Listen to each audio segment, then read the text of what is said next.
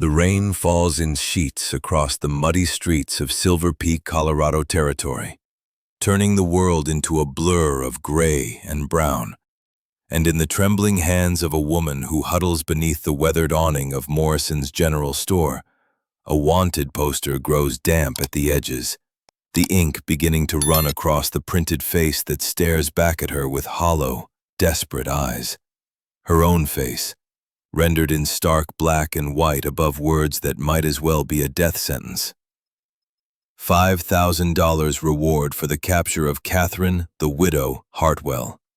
Wanted for the murder by poison of railroad magnate Victor Hartwell, considered armed and extremely dangerous. Thunder crashes across the mountains like the sound of a judge's gavel coming down with terrible finality. And as Catherine's fingers crumple the poster against her chest, a shadow falls across her that is so large and so complete that it blocks out what little light the storm-darkened afternoon still offers. And when she looks up with rain-blurred vision and a heart that hammers against her ribs like a prisoner beating against cell bars, she sees the biggest, most fearsome-looking man she has ever laid eyes upon. His massive frame draped in buckskin and beaver pelts that glisten with rainwater. His face almost entirely hidden behind a wild black beard that has been braided with leather cord in the manner of the old mountain men. And his voice, when he speaks, rumbles up from somewhere deep in his chest like distant thunder rolling across the peaks. "Ma'am, you look like you're running from something powerful, fierce. And as it happens, I'm headed somewhere so far back in these mountains that nobody who didn't want to be found would ever venture there. A place where the law is 3 days behind and winter is 6 months long, and a person could disappear as completely as morning mist when the sun finally breaks through the clouds." He shifts the massive Hawken rifle on his shoulder, and his eyes, startlingly blue beneath the shadow of his broad-brimmed hat, study her with an intensity that makes Catherine feel as though he can see straight through her sodden cloak to the carpet bag clutched against her side, to the $10,000 in cash that represents both her damnation and her only hope of survival. Perhaps even to the truth of what she is and what she's running from. "But it'll cost you everything you've got left, and maybe some things you didn't know you had to give," he continues, his voice dropping lower, more serious, carrying a weight of loneliness and desperation that Catherine recognizes because she carries the same weight herself. "I need myself a wife, legal and proper. And you look like you need a husband who can take you where the past can't follow. So what do you say, stranger? Are you desperate enough to marry a man you don't know and follow him into the wilderness? Or are you going to take your chances with whatever it is that's got you looking over your shoulder, like the devil himself is on your heels?" Catherine's breath catches in her throat as she processes this impossible proposition, this offer that seems to have materialized out of the storm itself, like some kind of strange salvation wrapped in animal skins and desperation. And her mind races through the events of the past 3 days with a speed born of pure survival instinct, cataloging every decision that has led her to this moment beneath a stranger's awning in a god-forsaken mining town at the edge of civilization.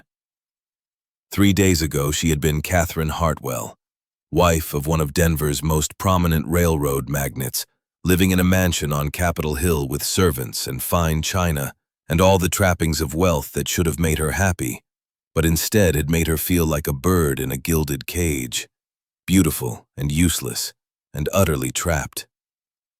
3 days ago she had walked into their bedroom to find Victor collapsed across their bed, his face contorted in agony, foam at the corners of his mouth, his eyes already glazing with the approach of death, and she had screamed for help, even though some terrible part of her had felt relief that her prison was finally opening. 3 days ago, she had watched the doctor examine Victor's body, had seen the knowing looks exchanged between the police inspector and Victor's business partner, Cornelius Drake, had felt the net closing around her, even before they found the arsenic she had purchased from the apothecary 2 weeks earlier. For rats, she had sworn. For the rats in the carriage house.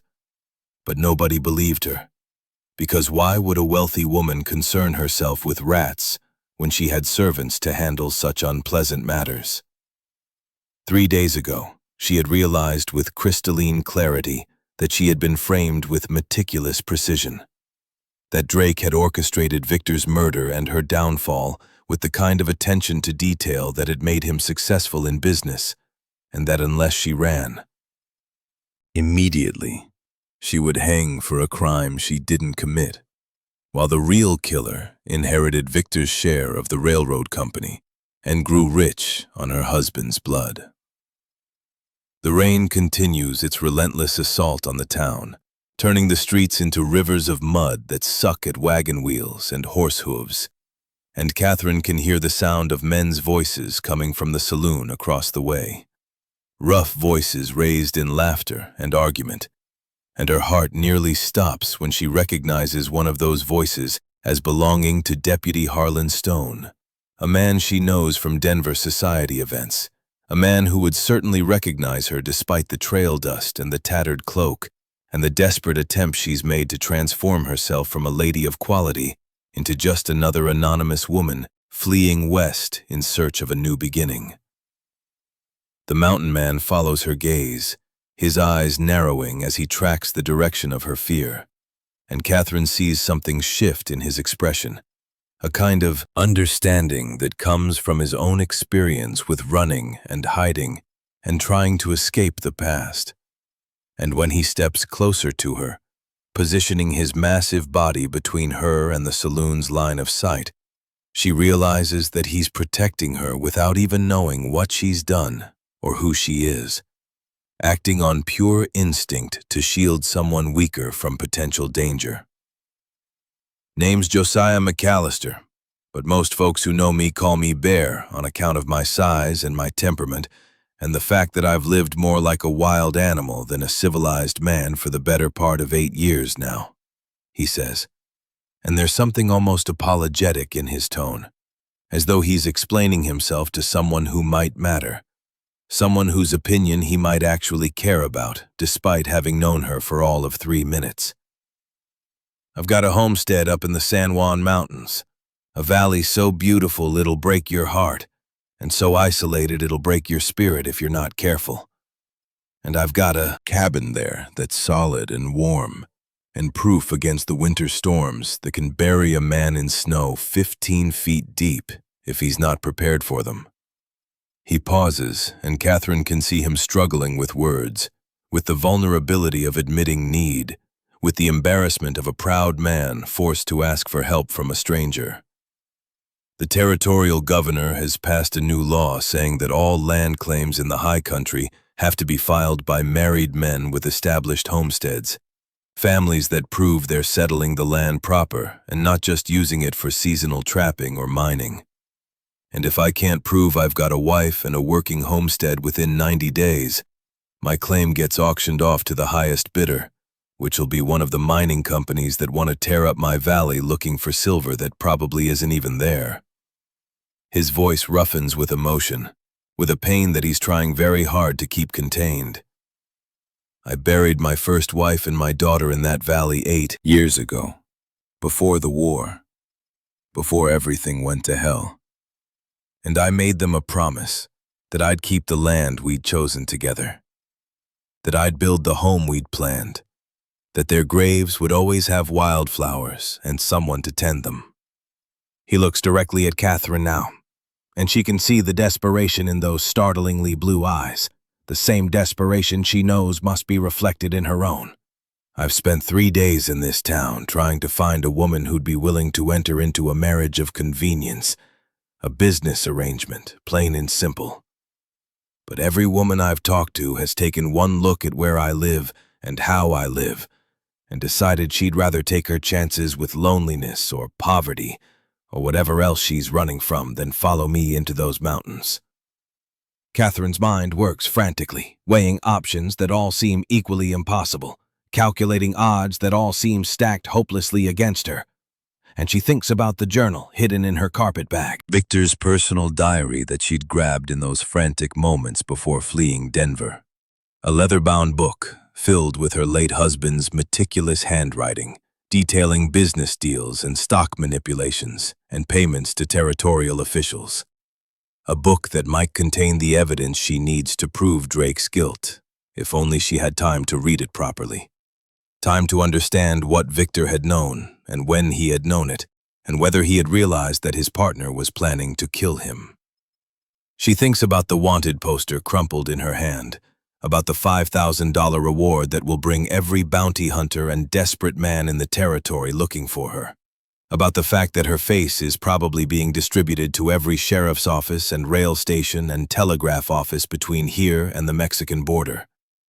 She thinks about the alternative to accepting this strange mountain man's offer, running further into the wilderness alone with winter approaching, trying to survive in a land she knows nothing about, with skills she's never developed, because her entire life has been spent in drawing rooms and ballrooms, where the most challenging thing she ever had to do was navigate the treacherous social politics of Denver's upper class. She thinks about hanging, about the rough hemp rope they use for executions, about how long it takes to die that way if your neck doesn't break clean, about the jeering crowds that gather to watch such spectacles, about dying with everyone believing she's a murderer and a black widow who poisoned her husband for money. Deputy Stone's voice grows louder in the saloon, and Catherine makes her decision in the space between one heartbeat and the next, driven by terror and desperation, and a strange, irrational faith in this massive stranger who has offered her sanctuary without knowing what she's done to need it.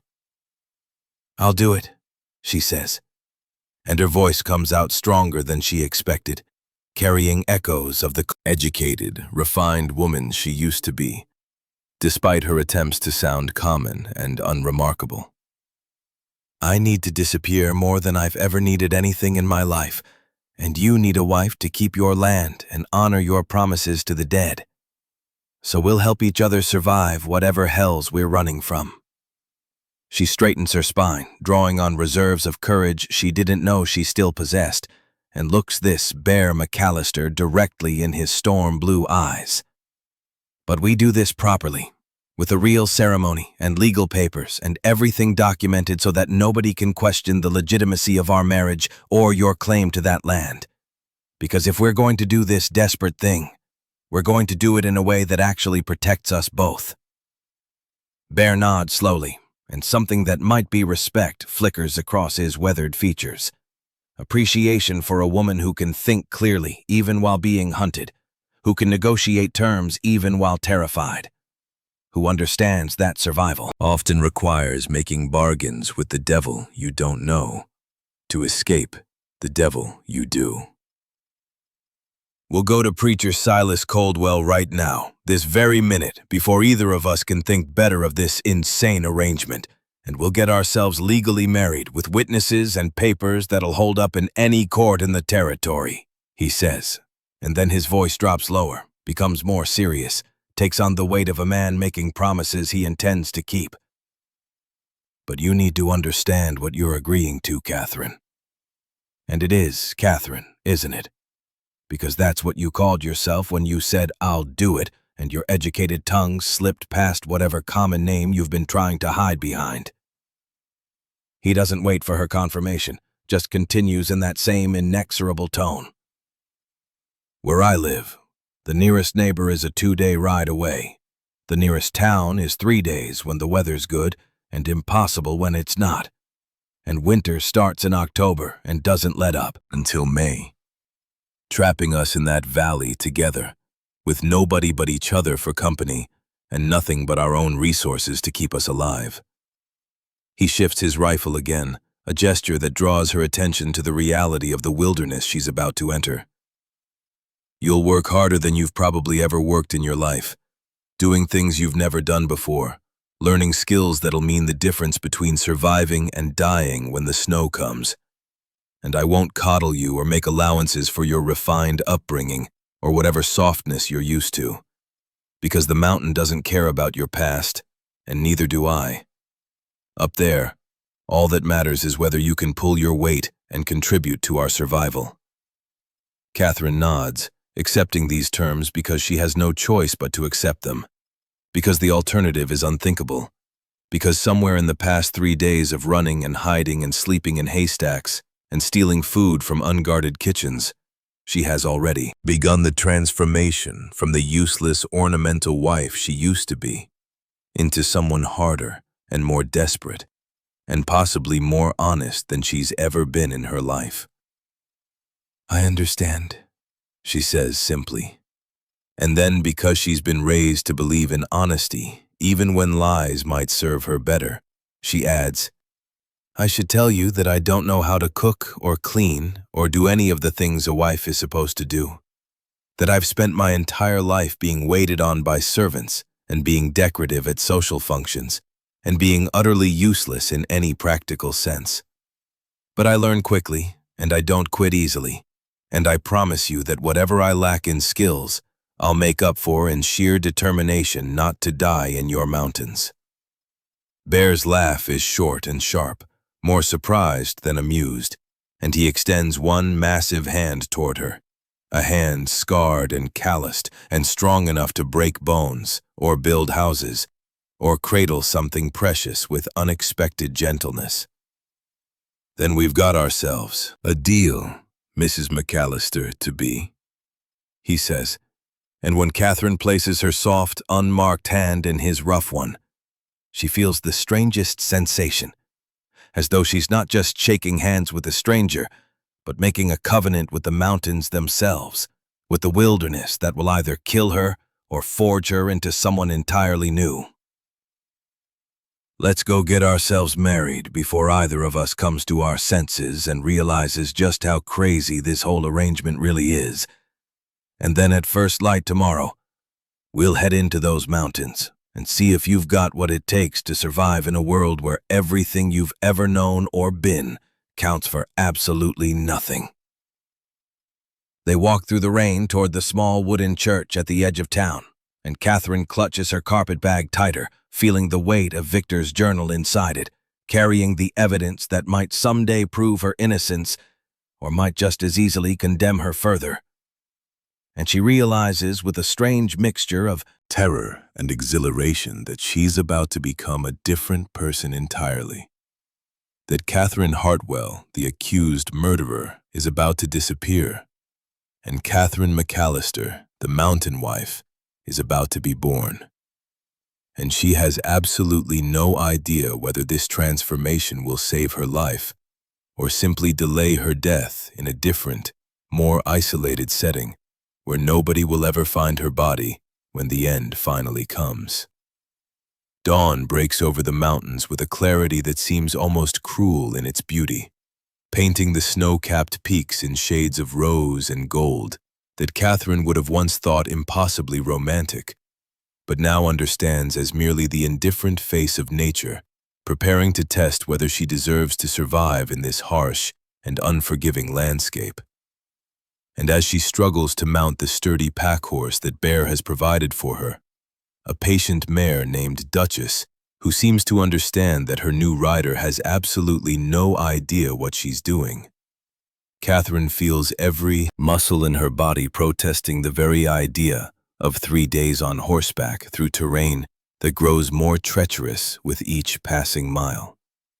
Bear sits astride his massive roan gelding Goliath with the easy confidence of a man who has spent more of his life in the saddle than on foot, his body moving with the horse's rhythm as naturally as breathing. And he leads 2 additional pack horses laden with supplies that represent the thin margin between survival and death in the high country. 100-pound sacks of flour and cornmeal, precious coffee beans wrapped in oilcloth, salt pork packed in barrels, ammunition for his rifles, steel traps for the animals he'll hunt come winter, and dozens of other items whose purposes Catherine can only guess at because her education, so carefully cultivated by expensive tutors and finishing schools, has included absolutely nothing about practical survival in the wilderness.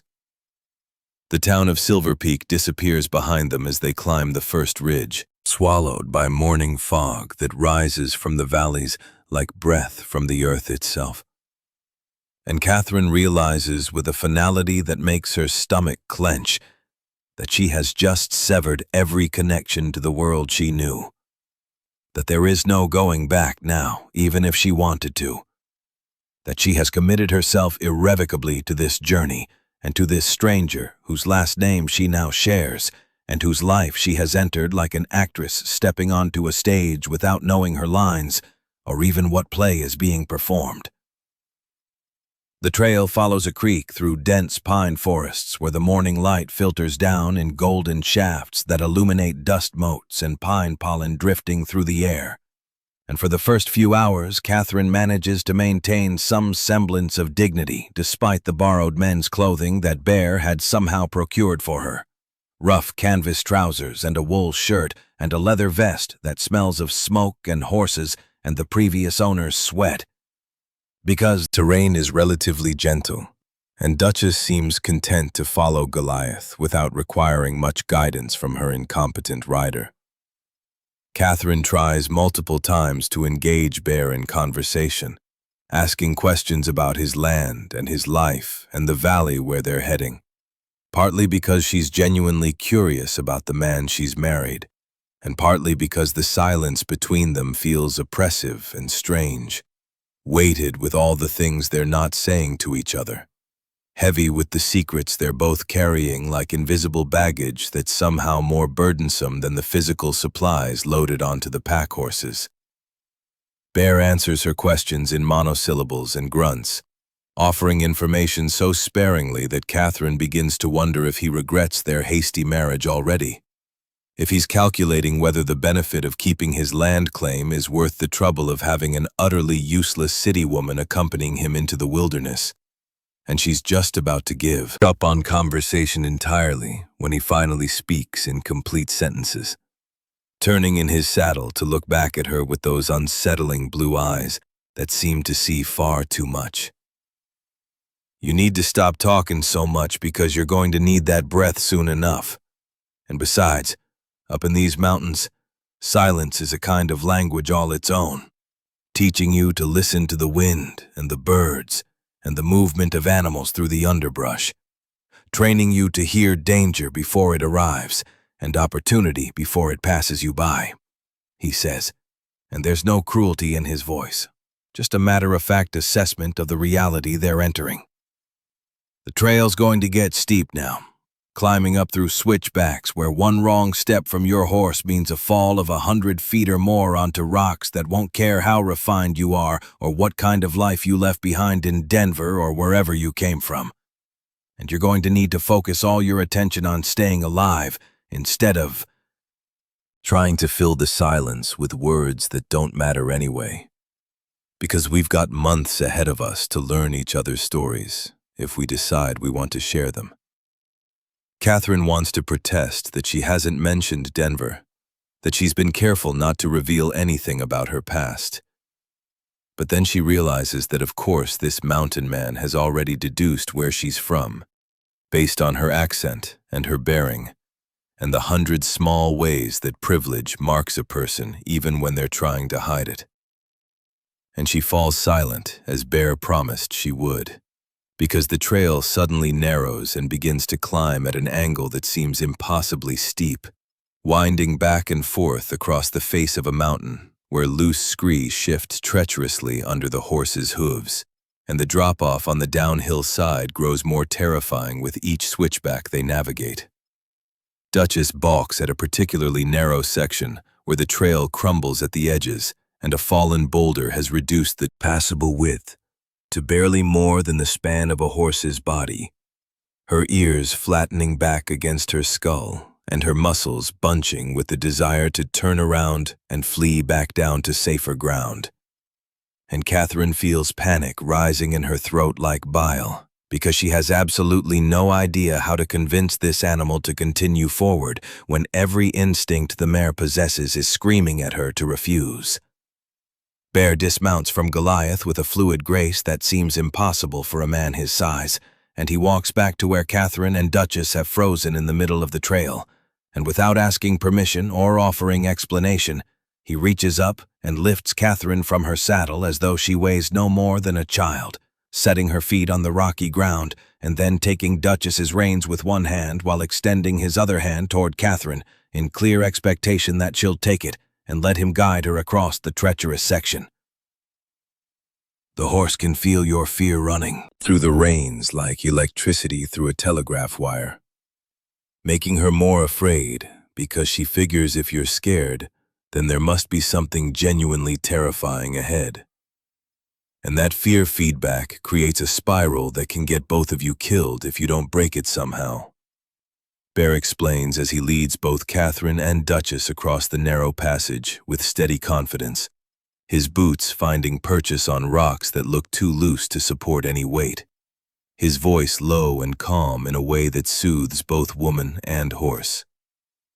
You're too tense, holding yourself rigid like you're expecting to fall at any moment. And that tension communicates itself to every animal you ride and every person you interact with, telling them that you don't trust yourself, or them, or the ground beneath your feet. And up here in these mountains where trust is the only thing standing between you and death, that kind of fear becomes a liability you can't afford to carry. Once they're safely across the narrow section, Bear helps Catherine remount Duchess, and this time his hands linger for just a moment on her waist, steadying her in a way that feels less like necessity and more like something else, something neither of them is ready to name or acknowledge. And when he looks up at her, Catherine sees something in his expression that might be concern or might be the beginning of genuine caring, though she tells herself firmly that she's probably imagining things, because what reason would this stranger have to care about her beyond the simple fact that he needs her alive and functional to maintain his land claim? They ride for hours more as the sun climbs higher and the air grows thinner, and Catherine's thighs begin to scream with a pain so intense that she wants to weep but refuses to, because she will not give in to weakness, will not prove Bear right about her inability to handle this life, will not become the burden she suspects he already believes her to be. By the time Bear finally calls a halt in a small clearing beside a stream where the horses can drink and rest, Catherine is moved beyond pain into a kind of numb acceptance that this is simply what her body feels like now, that the agony radiating from her legs and back and shoulders is her new permanent state of being. And when she tries to dismount with some semblance of grace, her legs simply give out entirely, and she pitches forward into the mud beside the stream, landing face first in a humiliating sprawl that would have mortified the old Catherine, but merely exhausts the new one. Bear doesn't laugh or mock her or even seem particularly surprised by her collapse, and instead he simply extends one of those massive, scarred hands and hauls her upright with effortless strength, steadying her when her legs threaten to buckle again. And there's something almost gentle in the way he brushes the worst of the mud from her face with the corner of his bandana, a tenderness that seems at odds with his gruff exterior and his earlier warnings about the harshness of mountain life. First time on a serious trail, I'm guessing, which means your body is discovering muscles it never knew it had, and protesting the discovery with every breath you take, he observes. And Catherine notices that he's phrased it as a statement rather than a question, already so certain of his assessment that he doesn't need her confirmation. You'll hurt worse tomorrow morning when all those muscles stiffen up overnight, and probably worse still the morning after that. But by the 4th or 5th day, your body will start to adapt, and the pain will diminish to something more manageable. And eventually, you'll be able to ride all day without thinking about it, the way I do, though that adaptation requires you to survive long enough to achieve it. Catherine wants to make some witty response, to demonstrate that her spirit isn't as broken as her body feels. But she can't find the energy for banter or bravado, and instead, she simply nods and accepts the canteen he offers her, drinking deeply of the cold mountain water that tastes of minerals and snowmelt, and a purity she's never experienced in the carefully filtered water of Denver's municipal system. Bear tends to the horses with practiced efficiency, removing their saddles and pack frames, checking their hooves for stones, allowing them to graze on the sparse grass growing near the stream.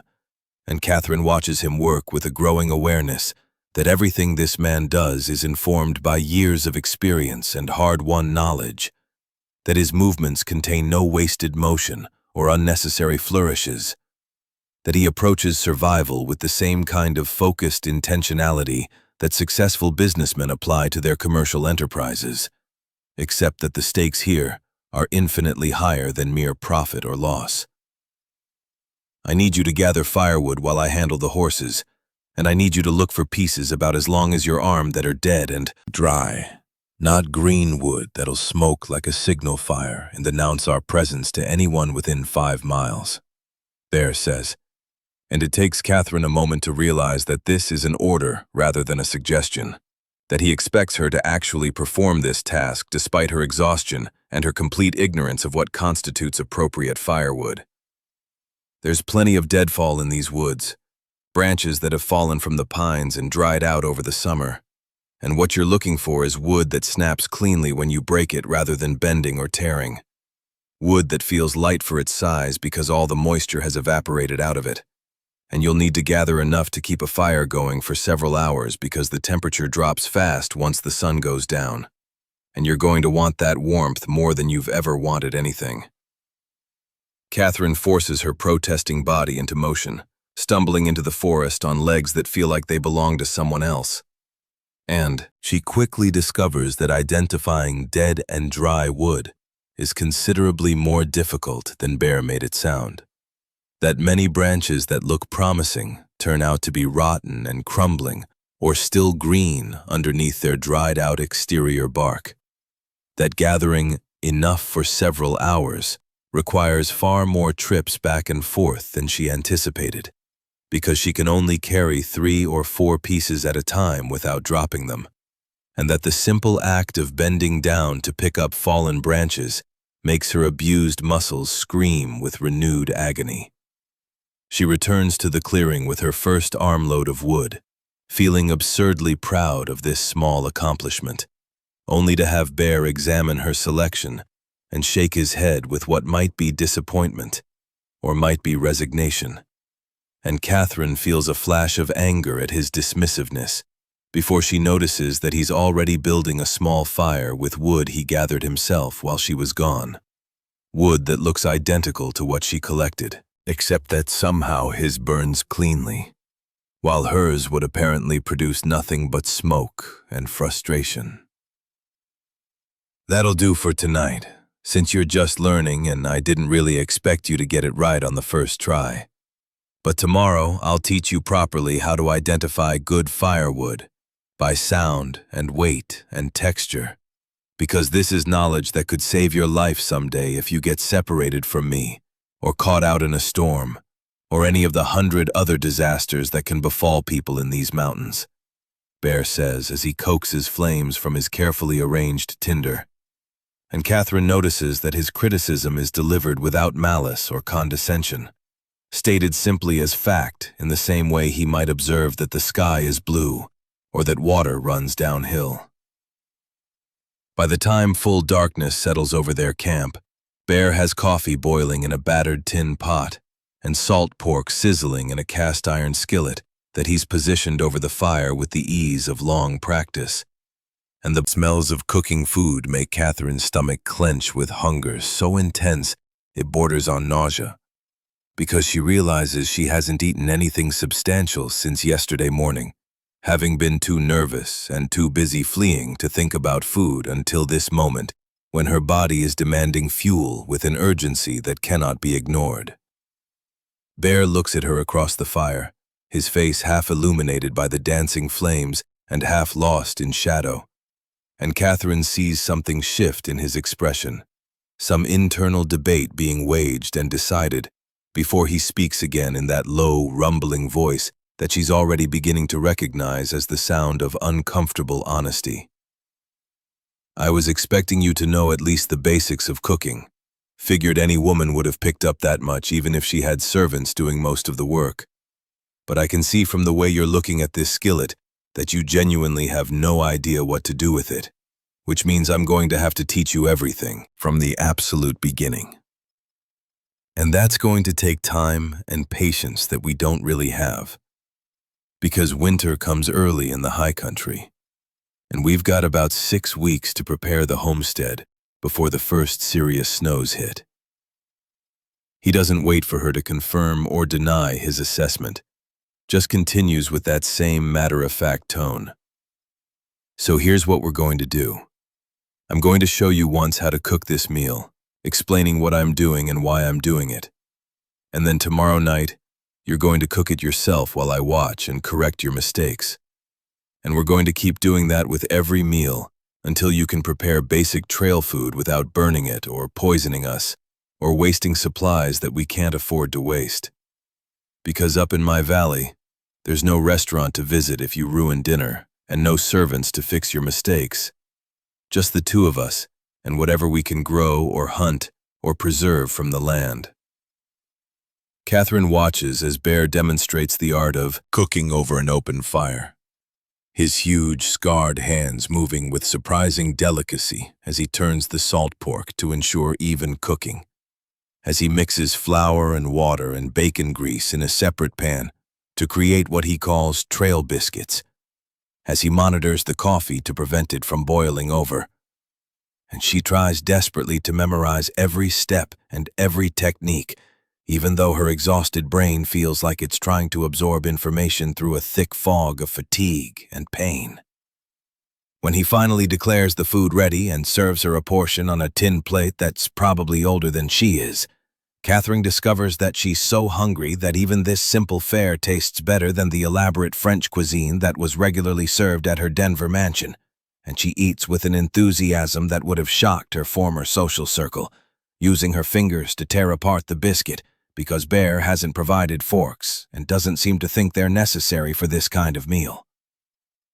You said you had a wife before, and a daughter, and that you buried them in the valley where we're going, Catherine says carefully, breaking the silence that has fallen between them as they eat, driven by a need to understand this man whose life she's entered so precipitously and whose pain she can sense lurking beneath his gruff exterior like a wound that never properly healed.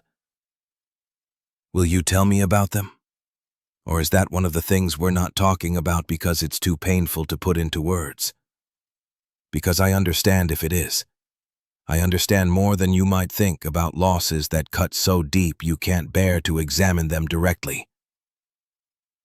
Bear is silent for so long that Catherine thinks he's not going to answer, that she's overstepped some boundary she didn't know existed. But then he begins to speak in a voice that's rougher than usual, thick with emotions he's clearly unused to expressing. And the story that emerges is one of love and loss and survival against odds that should have broken him, but somehow didn't, quite. Sarah was the daughter of a trading post operator up in Wyoming Territory, and I met her when I was 18 and thought I knew everything about the world. And she was 16 and actually did know everything about surviving in wild country because she'd been raised in it. And we got married 3 months after we met, because when you find the person who makes you want to be better than you are, you don't waste time pretending you're not in love. His voice softened slightly, remembering. We had Mary 2 years later, and she was the most perfect thing I'd ever seen, with her mother's dark hair and my blue eyes, and a laugh that could make you forget every hard thing you'd ever endured. And we planned to homestead in Colorado, to build a life in some valley where we could raise our daughter and maybe have more children and grow old together, watching the seasons change and the land prosper under our care. The fire crackles and pops, sending sparks, spiraling up into the darkness, where stars have begun to emerge in a profusion that Catherine has never seen in her city-dwelling life. And Bear continues his story with the dogged determination of a man who started something difficult and refuses to stop until it's finished. no matter how much it hurts. But then the cholera came through the trading post in the summer of 1868, and it took them both within 3 days of each other. Sarah first, and then Mary. And I buried them in the valley we'd chosen together, because I couldn't think of anywhere else they should rest. And then I went off and enlisted in the Union Army, even though the war was nearly over, because I needed to go somewhere where death was expected and welcome, where my own dying wouldn't feel like abandonment of the promises I'd made. He looks directly at Catherine now, and she can see the ghosts that haunt those blue eyes, the permanent grief that's become so much a part of him that he probably doesn't even notice it anymore, except in moments like this, when he's forced to articulate it out loud. I survived the war through pure accident, lived when better men died around me, and when it was over, I went back to that valley and built the cabin I'd promised Sarah we'd build together. And I've been living there ever since, keeping the graves tended and the land worked and the promise alive, even though everyone I made it to is gone. Because that's all I've got left of them. And I'll be damned if I let some territorial law and some greedy mining company take even that away from me. Catherine feels tears sliding down her cheeks, and she makes no attempt to hide them or wipe them away, because this man has just offered her something precious and rare, the truth of his pain, unvarnished and honest, and the least she can do is honor it with her own honest emotional response. And she realizes that despite knowing each other for barely 24 hours, despite the transactional nature of their marriage, despite all the secrets she's still keeping from him about who she really is and what she's running from, she feels a connection to Bear McAllister that goes deeper than mere convenience or necessity. A recognition of shared damage and shared determination to survive against a world that seems determined to grind them both into dust. I had a husband too, until very recently, and he died under circumstances that were complicated and terrible, and that I'm not ready to talk about yet because I'm still trying to understand what happened and why, she says carefully, offering what truth she can without revealing the full horror of her situation.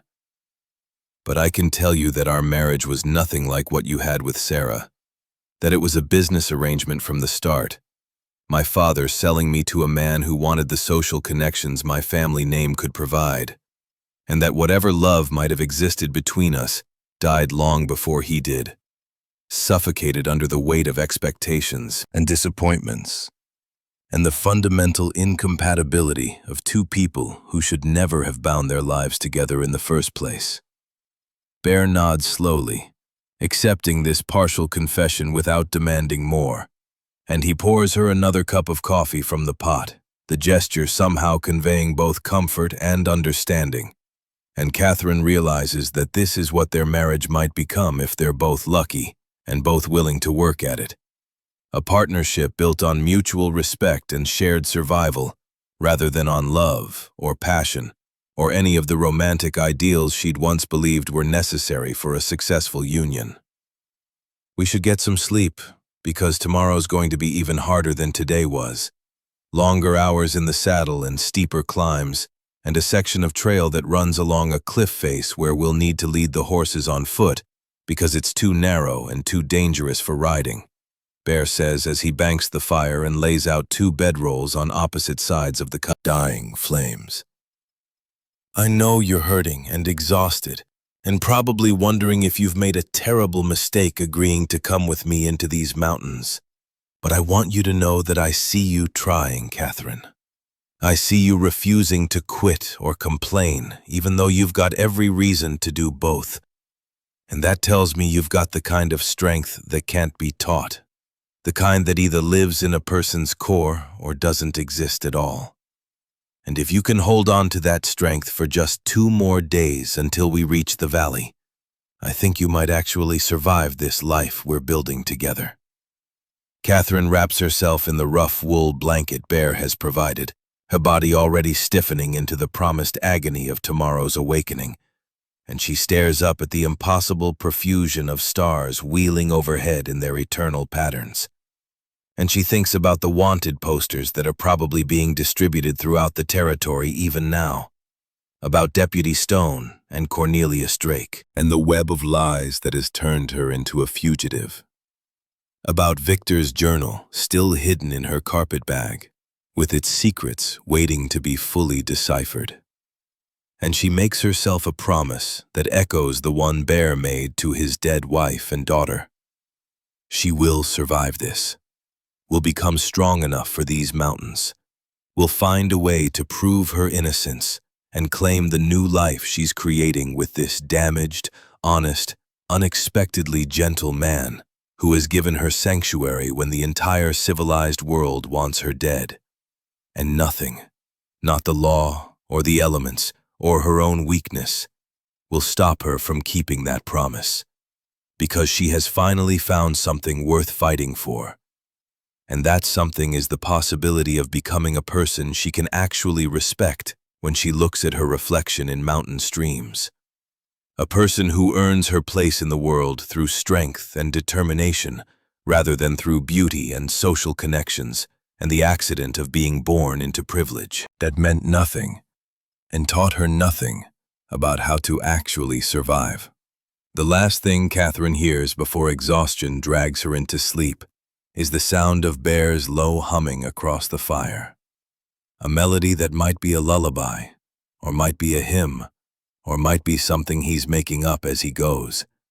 And she realizes that he's standing watch over their camp, protecting her even in sleep. And for the first time in the 3 days since Victor died, she feels something that might almost be safe, might almost be hope, might almost be the beginning of trust in a future that extends beyond mere survival into something that could possibly, against all odds and all reasonable expectations, eventually transform into something worth living for, rather than just something worth not dying from. On the afternoon of the 3rd day, when Catherine has begun to believe that pain and exhaustion and the relentless rhythm of hoofbeats on rocky trail have become her permanent reality, and that perhaps there is no actual destination at all, but only this endless climbing through wilderness that grows more beautiful and more hostile with each passing mile, Bear finally reins Goliath to a halt at the crest of a ridge and turns in his saddle with something that might actually be a smile softening the hard lines of his bearded face. And he says in that low rumble that Catherine has come to recognize as his voice when he's feeling something too large for casual words. "There it is, Catherine. Home. For whatever that word means to you now after 3 days of wondering if you'd made the worst mistake of your life by following a stranger into these God-forsaken mountains." Catherine urges Duchess forward until she's alongside Bear's massive roan, and what she sees spread out below them steals whatever breath the thin mountain air has left her. Because the valley that opens before her vision is so impossibly beautiful that it seems like something from a painting or a fever dream rather than a real place where actual human beings might live. A hidden Eden cradled between snow-capped peaks that rise like cathedral walls on 3 sides, with a crystal stream winding through meadows that are just beginning to green with late spring growth, stands of aspen and pine dotting the landscape like carefully placed ornaments. And at the valley's heart, solid and well-built from hand-hewn logs that have weathered to a silvery gray, sits the cabin that Bear has constructed as both home and monument to the family he lost. But it's the 2 graves beneath a young aspen grove near the cabin that Catherine cannot stop staring at. Simple wooden crosses that Bear has clearly carved with meticulous care. The names Sarah McAllister and Mary McAllister burned into the wood with what must have been a patient and agonizing process. And even from this distance, Catherine can see the fresh wildflowers resting against the markers, purple columbine and Indian paintbrush that Bear must have placed there before. His journey to Silver Peak. A ritual of remembrance that he maintains despite the years and the loneliness and the grinding difficulty of surviving alone in this isolated paradise. "It's the most beautiful place I've ever seen," Catherine says, and her voice comes out rough with emotions she can't quite name, a mixture of awe and sorrow and relief, and something else that feels dangerously close to hope. And she realizes that this valley represents everything she's been running toward without knowing it. Sanctuary, simplicity, a chance to strip away all the artificial layers of her former life and discover what remains underneath. Who she actually is when all the social masks and expectations are burned away by necessity and isolation, and the harsh honesty that these mountains seem to demand from anyone who dares to live among them. They descend into the valley as the sun begins its slide toward the western peaks, and Catherine discovers that the cabin's interior is surprisingly spacious and well-appointed for a structure built by one man's hands in the wilderness. With a large main room dominated by a stone fireplace that Bear clearly constructed himself, a sturdy table and chairs that show the marks of careful craftsmanship, glass windows that must have cost a fortune to transport up the treacherous trails they've just traversed, and a sleeping loft accessed by a ladder made from pine logs that have been smoothed and notched with obvious attention to detail. "You'll take the loft and the bed up there, and I'll sleep down here by the fire, because this marriage is a business arrangement like we agreed, and I won't presume on you or expect anything beyond what we've already negotiated, which is your help in maintaining this homestead and proving to the territorial authorities that I've got a proper family establishment here," Bear says as he begins unloading the pack horses with the efficient movements of a man who's performed this task countless times before. And Catherine notices that he won't quite meet her eyes as he speaks, as though he's afraid she might think he's expecting more from their arrangement than he actually wants, or perhaps afraid that she might see in his face how much he actually does want more, but is too honorable or too damaged or too convinced of his own unworthiness to ask for it. Catherine spends the first week learning the rhythms of mountain life, discovering that every single task she's taken for granted throughout her privileged existence actually requires skills and knowledge and physical strength that she possesses in exactly zero measure. And Bear teaches her with a patience that surprises them both, showing her how to build and maintain fires that produce heat without filling the cabin with smoke, how to cook simple meals over the hearth without burning them beyond recognition, how to pump water from the well without splashing herself or wasting the precious resource, how to identify which wild plants are edible and which will kill her if she's foolish enough to put them in her mouth, how to shoot his spare rifle with enough accuracy that she might actually hit something if she needs to defend herself or provide food. She burns dinner 4 nights running before finally producing a venison stew that Bear pronounces actually edible. And she weeps with frustration and exhaustion and a bone-deep fear that she'll never be competent enough to survive here. But Bear simply hands her his bandana and says in that matter-of-fact tone she's learning to appreciate, "You're learning faster than I expected, and you haven't quit yet, even though I can see in your eyes that you want to quit every single day. And that combination of intelligence and stubbornness is going to keep you alive through the winter, if you can just hold on to it a little longer." On the afternoon of the 3rd day, when Catherine has begun to believe that pain and exhaustion and the relentless rhythm of hoofbeats on rocky trail have become her permanent reality, and that perhaps there is no actual destination at all, but only this endless climbing through wilderness that grows more beautiful and more hostile with each passing mile, Bear finally reins Goliath to a halt at the crest of a ridge, and turns in his saddle with something that might actually be a smile softening the hard lines of his bearded face. And he says in that low rumble that Catherine has come to recognize as his voice when he's feeling something too large for casual words, "There it is, Catherine. Home. For whatever that word means to you now after 3 days of wondering if you'd made the worst mistake of your life by following a stranger into these God-forsaken mountains." Catherine urges Duchess forward until she's alongside Bear's massive roan, and what she sees spread out below them steals whatever breath the thin mountain air has left her, because the valley that opens before her vision is so impossibly beautiful that it seems like something from a painting or a fever dream, rather than a real place where actual human beings might live.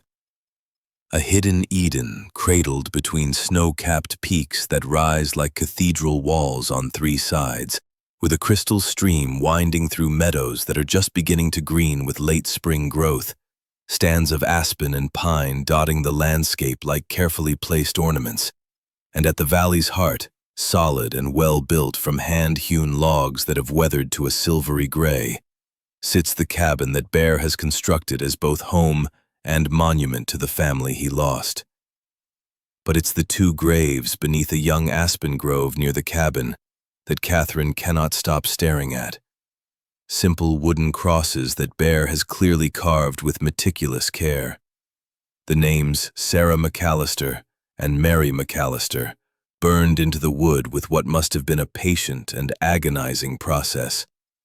And even from this distance, Catherine can see the fresh wildflowers resting against the markers, purple, columbine, and Indian paintbrush, that Bear must have placed there before his journey to Silver Peak. A ritual of remembrance that he maintains, despite the years and the loneliness and the grinding difficulty of surviving alone in this isolated paradise. "It's the most beautiful place I've ever seen," Catherine says, and her voice comes out rough with emotions she can't quite name, a mixture of awe and sorrow and relief, and something else that feels dangerously close to hope. And she realizes that this valley represents everything she's been running toward without knowing it. Sanctuary, simplicity, a chance to strip away all the artificial layers of her former life and discover what remains underneath. Who she actually is when all the social masks and expectations are burned away by necessity and isolation, and the harsh honesty that these mountains seem to demand from anyone who dares to live among them.